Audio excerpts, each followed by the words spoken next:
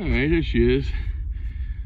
Work of art? Not really, but you know, I'm not crazy about those open panels on the sides. But you know, until I get a custom cover on this, that's the way it's gonna go. I gotta tighten up some of these lines, obviously, and refocculate. I want to get those lazy jack halyards on the stitch lines in the center there, kind of give it a little buoyancy. And I'm going to raise up that black line there is the jib halyard. I'm going to bring that up a little bit and put some tension on that tarp. Maybe bring that topping lift up a bit. But is it perfect? No. Is it 100,000,000% better than leaving your boat uncovered in the winter? Fuck yeah.